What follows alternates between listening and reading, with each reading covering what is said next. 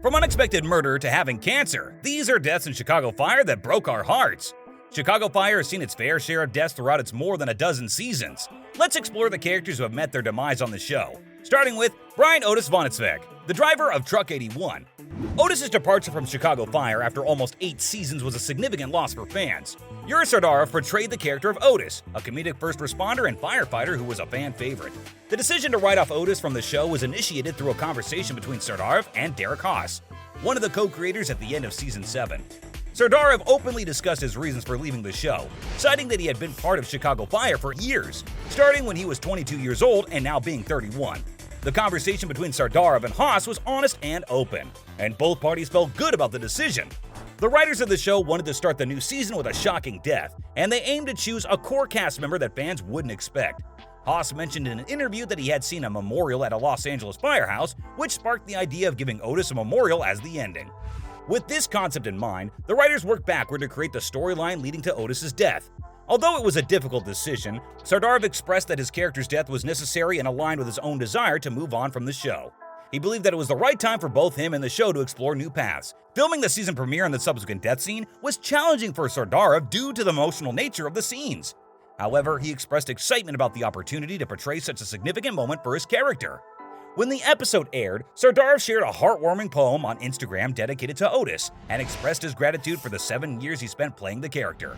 He also posted a video thanking the fans, the creative team behind the show, and his character Brian Svanecek, Otis, for allowing him to inhabit Otis for such a long time. In the storyline, Otis died in a dangerous fire at a mattress factory in the Season 7 finale cliffhanger. Most of the crew made it out of the factory, but Otis was hit by an infernal backdraft while closing a steel door to save his team and the workers inside. Joe Cruz, Otis's best friend and fellow firefighter, heard the distress alarm and called out for his friend, eventually realizing that he was down. Otis was rushed to the hospital, but the doctor informed the chief that he wouldn't make it. At the end of the episode, Chief Bowden unveiled a memorial statue in remembrance of Otis. Although Otis met a heartbreaking end, Sardarov hinted that there might be possibilities for the actor to return to Chicago Fire in some way or form in the future. However, no specific details were provided regarding how or when that might happen. Next up, the death of Anna Turner, Lieutenant Kelly Severide's girlfriend in Season 5, Episode 20. Anna's death was also a devastating moment. Anna Turner, portrayed by Charlotte Sullivan, was Kelly Severide's girlfriend. The pair met when he was donating his bone marrow to her in Season 5, as none of her family was a match. She was one of Jeff Clark's leukemia patients, and he was the one who mentioned donating to Kelly, as both had ancestry from the same part of Norway, making them compatible. After the process, the two of them hit it off and embarked upon a series of dates throughout the remainder of the season. Tragically, however, her condition got worse after initially appearing to improve. Kelly accompanied her to the hospital for treatment and was by her side when she ultimately passed away as a result of complications from leukemia. Fast forward, and in the wake of her absence, a hospital wing was named after her, and it suggested that Kelly played a crucial role in ensuring she was honored in such a concrete way. Next up is Leslie Shea. Shea, a paramedic at Firehouse 51, met a tragic end in Season 3, Episode 1. Shea, along with other members of the firehouse, was trapped inside a collapsed building, and despite efforts to save her, she did not survive. The fire that caused her death was set by Trenton Lamont, a serial arsonist who had targeted Shea. The decision for Leslie Shea, played by actress Lauren German, to leave Chicago Fire was not her own. Unlike her co-star Yuri Sardarov, Brian Otis Vonnetzweg, who wanted to be written out of the show, German didn't leave for personal reasons. The executive producer, Matt Olmstead, revealed in September 2014 that Shea's departure was a creative decision. They wanted to create a significant impact on the viewers by killing off a major character, rather than choosing a lesser-known character, which would have resulted in a less dramatic effect. Olmstead explained that they considered other characters but ultimately decided on Shea, because her death would have the most profound impact on the audience. Leslie Shea's death in Chicago Fire occurred in the Season 3 premiere, following an intense Season 2 finale titled Real Never Waits. During Chief Bowden's wedding ceremony, Shea and the rest of Firehouse 51 responded to a fire in an old building.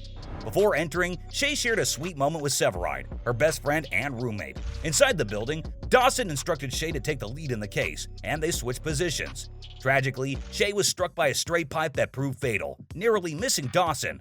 Later, as Chief Bowden called for a report from Firehouse 51, the building exploded while the medics and firefighters were still inside. Severide found Dawson performing chest compressions on Shea and joined in an attempt to save his best friend. The severity of Shea's injuries was left unknown until the Season 3 premiere. where it was revealed that she died in the building. In honor of Shay, the firehouse painted a tribute on the door of Ambulance 61. Shay briefly appeared in Season 3 through flashbacks as Severide watched memories of their friendship and life as roommates on a DVD. Unfortunately, these flashbacks marked the end of German's involvement in Chicago Fire, resulting in a very sad ending for Shay's character.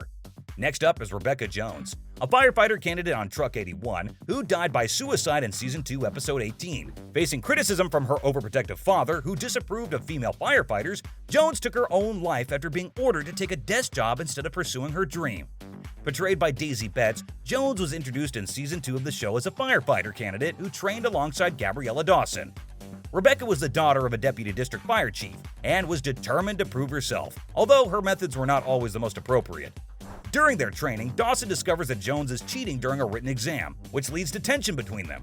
Despite Dawson's assistance when Jones gets her hose stuck on the stairs, Jones passes the final physical exam while Dawson fails. As a result, Jones becomes the new candidate at Firehouse 51, and Dawson goes back to working as a paramedic. Initially, Jones faces difficulties fitting in at Firehouse 51, being the only woman on Truck 81, and often appearing entitled due to her father's position.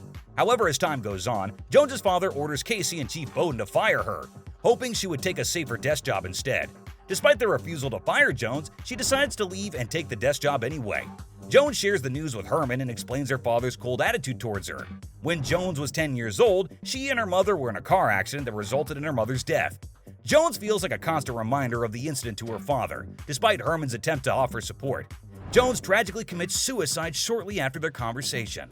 In a 2014 interview, executive producer Matt Olmstead explains the writer's decision to kill off Rebecca Jones. Originally, the plan was for Jones to get injured and decide to leave firefighting behind. Additionally, she was supposed to have a brief romance with Jeff Clark, a character played by Jeff Hefner. However, Hefner received another opportunity and left Chicago Fire. Given these changes, the writers reevaluated the character of Jones and aimed to maximize the impact of her departure from the show. They explored various options and ultimately decided that her death would have significant emotional ramifications for the main characters. This led to the decision to have Jones tragically die, creating a dramatic and impactful storyline for the series. Last but not least, Dr. Hallie Thomas, Lieutenant Matthew Casey's ex-fiancée, tragically perished in Season 1, Episode 22. The firefighters of Firehouse 51 responded to a fire at Haley's clinic, but it was revealed that she had been killed before the fire as she discovered the clinic's involvement in drug trafficking. Hallie Thomas, portrayed by Terry Reeves, was a beloved character on the first stint of Chicago Fire. She entered into a relationship with Casey, played by Jesse Spencer, and their connection seemed to have long-term potential. However, their union took a tragic turn when Thomas was killed. Thomas's death was a devastating loss for both the fans and Casey. She was violently struck in the head, resulting in her unexpected demise. With the exception of Darden's death in the series premiere, this marked the first time the main characters met such a fate. But was this always the plan for Thomas? The decision for Hallie Thomas to leave Chicago Fire was not driven by behind-the-scenes drama or conflicts with the cast and crew. Actress Terry Reeves had a positive working relationship with her colleagues, and only positive things have been said about her since her departure from the show. Instead, Thomas's exit was a creative choice made by Chicago Fire staff. The writers believed that a major character's death was necessary to shake things up and emphasize the inherent danger faced by the doctors and firefighters depicted in the show. While it has become more commonplace for Chicago fans to witness character deaths, the demise of Dr. Thomas was genuinely shocking when it occurred in the Season 1 episode titled Leaders Lead. The shock factor intensified when it was revealed that Thomas had been murdered, adding an additional layer of intrigue to her departure. All in all, these deaths have had a lasting impact on the characters and viewers of Chicago Fire, showcasing the dangers faced by brave firefighters and paramedics at Firehouse 51. So, from unexpected murder to having cancer, these were deaths in Chicago Fire that broke our hearts.